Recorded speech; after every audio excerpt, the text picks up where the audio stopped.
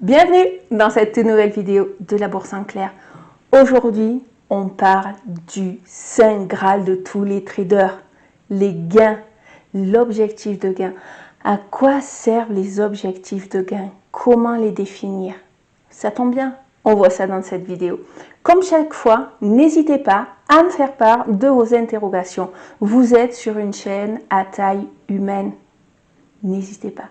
Allez, c'est parti!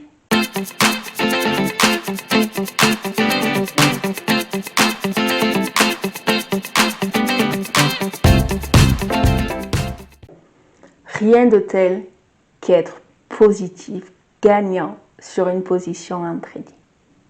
Définir son gain est essentiel et primordial.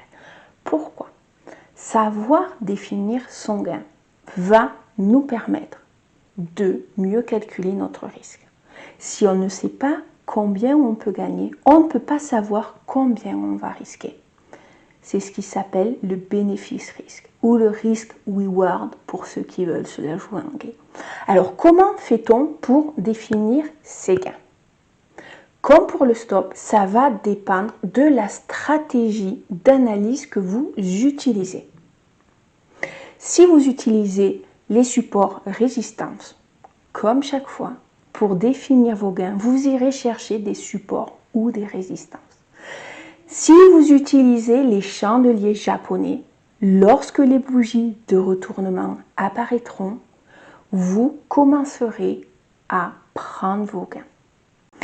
En travaillant les supports et résistances, parfois, on se trouve dans des zones où on n'a pas d'historique de cours. C'est assez problématique pour définir ses objectifs. Comment on fait? Un outil que j'aime particulièrement utiliser, ce sont les retracements de Fibonacci. C'est un outil que vous trouvez sur toutes les plateformes de trading, aucun souci. Ça prend en fait la puissance du mouvement et ça va calculer en utilisant des formules, notamment le nombre d'or, je vais y arriver, ça va permettre de savoir où, hypothétiquement, l'énergie, l'amplitude du mouvement va commencer à s'essouffler. C'est un outil, le retracement de Fibonacci, qui peut également s'utiliser lorsque vous êtes dans des zones de support résistance qui se modifient. Franchement, c'est un outil très utile. C'est pour cela que je vous en parle. Lorsqu'on est dans les prises de gain, doit-on opter pour une approche automatique, une approche partielle ou une approche utilisant le stop suiveur? On voit ça de suite. La prise de gain automatique, c'est tout simplement que vous connaissez votre point, votre objectif. Vous rentrez votre ordre, c'est parti. Lorsque la zone sera tapée, vous prenez tous vos gains, on ne se prend pas la tête, c'est automatique. C'est la prise de gain automatique. Mais que se passe-t-il si on est sur une très forte tendance? Lorsqu'on est sur une très forte tendance, sur un mouvement très puissant, il peut être utile d'utiliser la prise de gain partielle. Qu'est-ce que c'est? Vous avez votre ordre et vous allez uniquement prendre une partie de votre ordre, subdivisé. Au lieu de prendre, je ne sais pas moi, 100 €, vous ne prendrez que 50 € de gain. Les 50 restants, vous leur donnerez la possibilité de faire plus. C'est une autre approche. L'une, comme chaque fois, n'est pas mieux que l'autre. Vous commencez à comprendre le principe. Mais c'est une approche qui également peut avoir son avantage lorsqu'on a vraiment de très forts courants. Pour définir ces gains, une autre stratégie peut être mise en place. Personnellement, je trouve qu'elle est plus utile pour les swing traders, c'est le stop suiveur ou le trailing stop.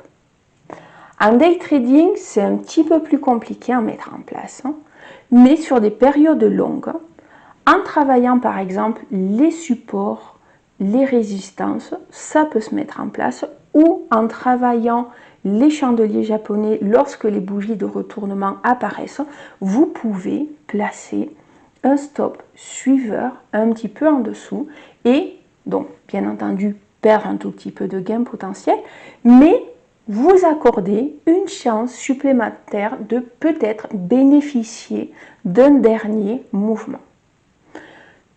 Toutes ces approches, que ce soit, paf, je prends 100% de mon gain dès que je suis sur zone, ça c'est génial en day trading, ou je prends une part partielle, je fractionne mon gain, ou j'utilise le stop suiveur, sont uniquement des approches.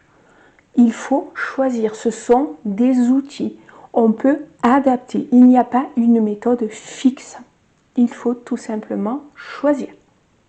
La dernière chose, lorsqu'on définit ses gains, c'est bien entendu de connaître son produit, surtout si on fait du day trading.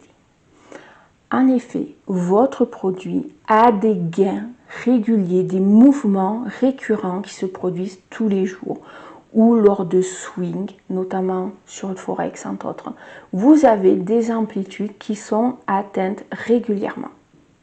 En connaissant ces possibilités, vous donnez plus de chance. Qu'est-ce que ça veut dire? Ça veut dire que si vous savez par exemple que la livre sterling peut facilement faire 300-400 pipes en une journée en day trading, prenez comme objectif de faire entre 250 et 300 pipes. N'essayez pas de faire tous les jours 800 ou 1000 pipes avec un compte micro. Ce sera très compliqué. Il ne faut pas confondre l'exceptionnel dans les objectifs. Ça arrive, des fois, il y a des mouvements exceptionnels qui explosent tous vos résultats. C'est génial. Et le récurrent. En trading, on cherche le récurrent. Gardez ça en tête. Il est important de travailler le récurrent, l'habituel. J'espère que ces quelques infos vous auront permis d'y voir un petit peu plus clair. Comme chaque fois, je vous dis à la semaine prochaine pour une nouvelle vidéo de la Bourse en clair. Ciao, ciao!